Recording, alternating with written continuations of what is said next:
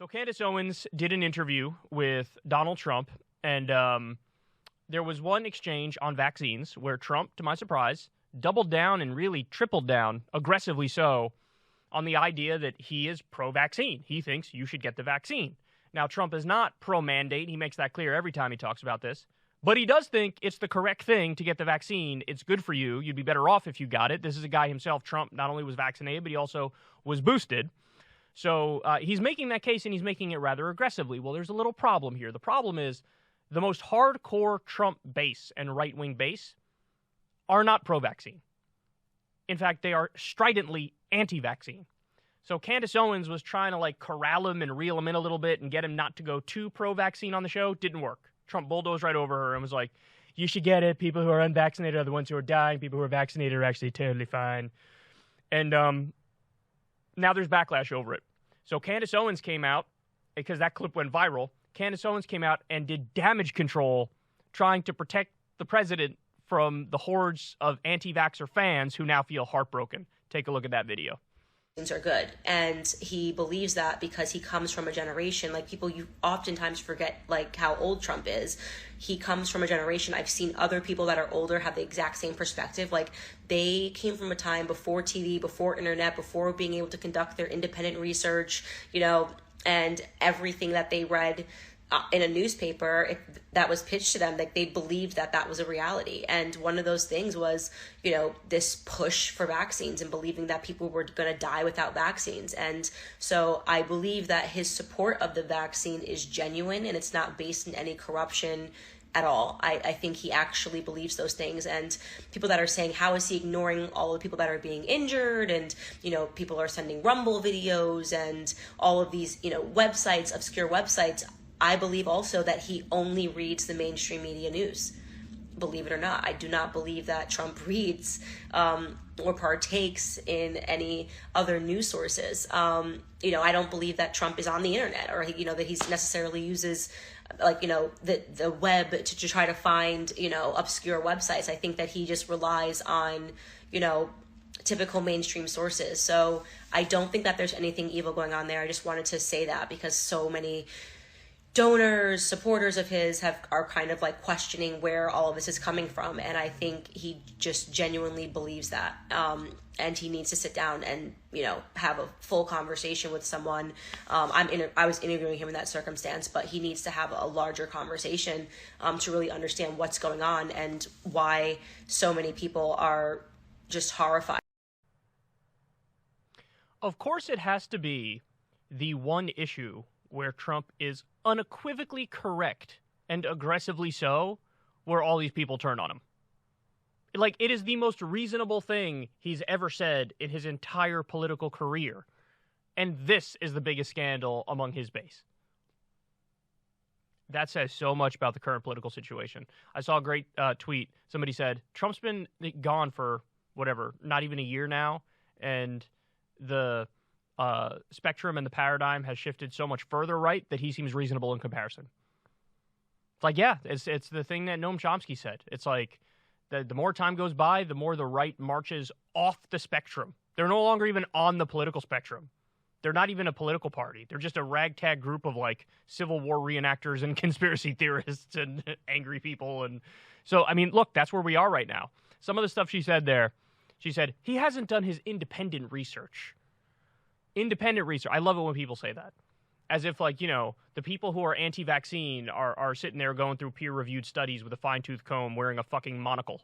No, these are people who read, some shit on Reddit or listen to one crank doctor that make up, the opinions of roughly 1 or 2% of doctors, and they use that as, this is the one trusted source. It's the same shit that goes on with climate change. What is it? Over 98% of climate scientists are climate change is real, it's happening, it's bad, we need to do something about it. Then you get 2% that are funded by Chevron and ExxonMobil.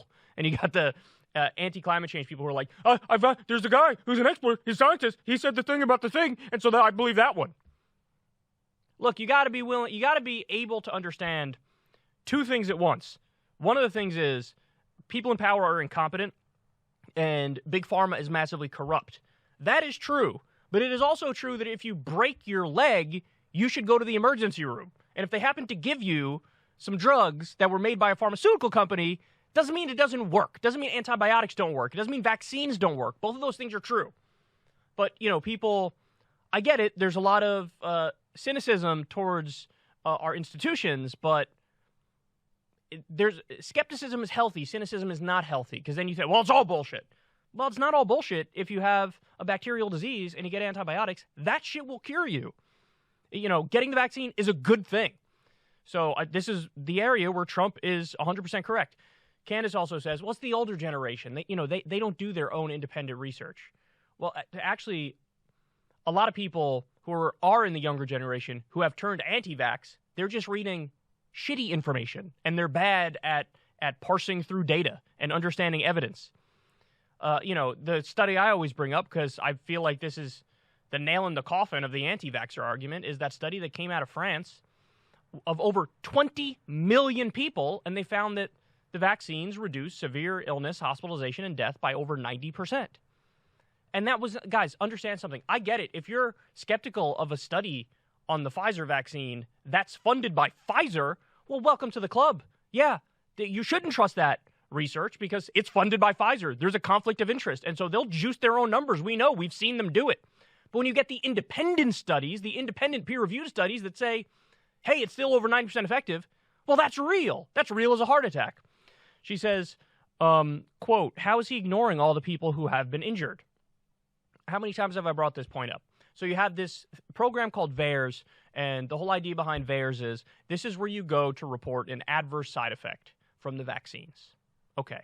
So now, do you and do I, or should you take everything in there at face value? Well, I'd say no, because there are people who are ideologically committed to an anti-vax position, and some people go in there and just lie. There are even doctors who are trying to confirm their priors, and they'll go in there and they'll just lie. But let's put that aside for a second. Let's grant them the point that, hey, everything in VAERS is legitimate. All the things people said they've been injured by the vaccine, some people have died from the vaccine. Let's say all that stuff is legitimate. Even if that's true, the number of people who have died or gotten injured from the vaccine is nowhere near the number of people who have died or been injured from COVID. Over 800,000 official deaths in the United States from COVID, over 5 million in the world from COVID.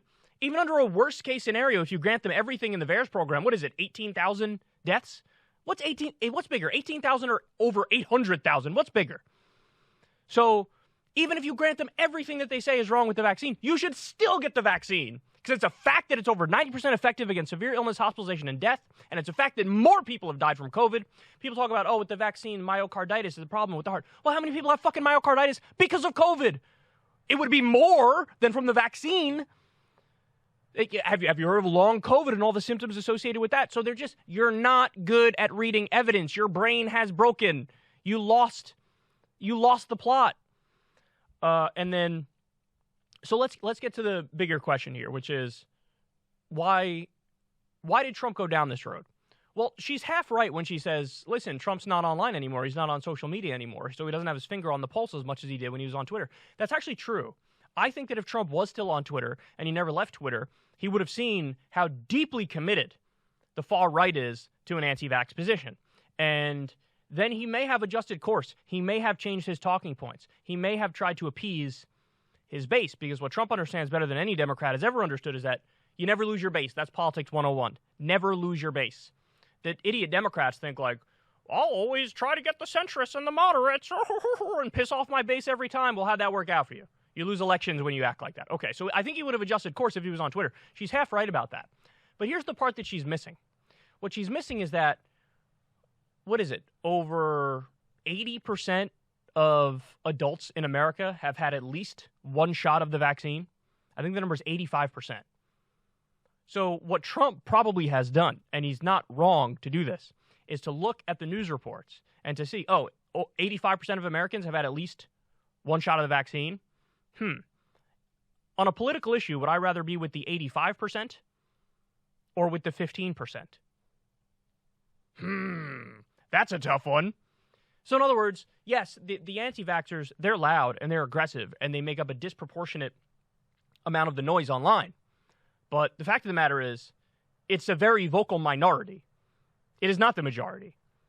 And, There were polls, guys, even the idea of a hard vaccine mandate, which is not even, I don't even support that. I support vaccine or test policy. But even the idea of a hard vaccine mandate was polling over 50%. So I think what Trump's done, granted, again, he's not on Twitter. He doesn't have his finger on the pulse of the right-wing base as much as he did before. But he understands that. He understands the number of people who've been vaccinated. He understands how the vaccines poll. And he also doesn't want to take away from himself probably his biggest accomplishment. His biggest accomplishment was, cutting the red tape and speeding up the creation of that vaccine. And so he feels like, well, what the fuck? This is something that, I should be proudest of, and my own base is abandoning me on it. So he's trying to shift the conversation back to, no, give me credit because I'm wonderful and I'm me. So, a bit of the narcissism is sprinkled into why he's doing what he's doing here. But ultimately, listen, he's correct. Trump is correct on it. Candace Owens is wrong on it. Her supporters are wrong on it. And the other thing is, I don't know what her funding model is or whatever for her new show, but my guess is she's also probably losing subscribers or donors or whatever. And so she's doing a little damage control for herself because they're probably, oh, you didn't push back hard enough on him when he said the things and this was wrong. And but no, Trump is actually correct. And this is an issue where I actually wish that the people who make up his base would listen to him, because if they did, they'd be much better off.